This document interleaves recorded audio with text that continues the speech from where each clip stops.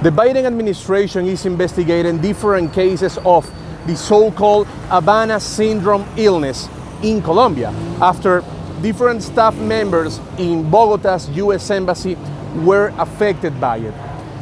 This is a pretty curious situation that is currently taking place in the South American nation, considering that the Havana Syndrome illness started in the year 2016 in Havana, Cuba, following the historic restoration of diplomatic relations between both countries, where many members of the embassy started to feel a lot of dizziness and a lot of fatigue with an incredibly horrible sound that they could hear in their ears, of course.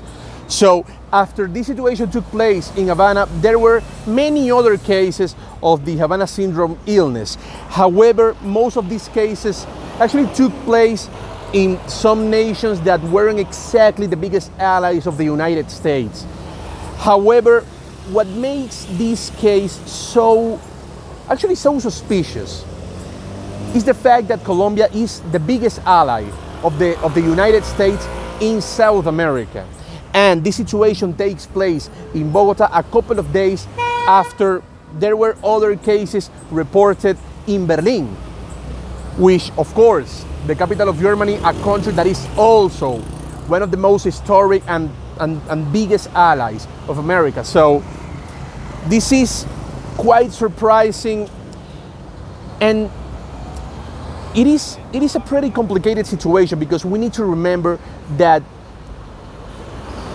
people still don't know exactly this thing about the Havana Syndrome. Many people around the world keeps watching it as something basically unknown. And on the other hand, American authorities haven't been able to determine everything related to this illness. So the fact that this situation takes place in an ally nation of the United States is quite concerning, because it will be easier for American authorities to determine some things about this illness if the cases kept happening in nations that aren't exactly biggest allies. So that situation could lead to some conclusions or some speculations, of course, some hypotheses. But the fact that it's happening in countries like Colombia and Germany makes everything way more confusing, especially in a moment where the relationship between the United States and the South American nation is experiencing a pretty different scenario as it always used to be.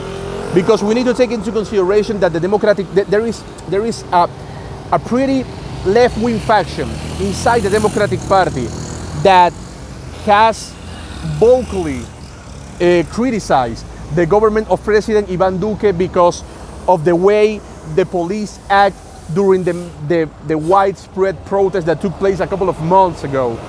So the fact that this Havana Syndrome is taking place in Colombia, and of course the victims are, again, staff members of the U.S. Embassy in capital Bogota, will make everything more complicated, especially if the next president of Colombia keeps being a member of the Uribismo. Reporting from Medellin, Colombia, Luis Orozco, Newsweek.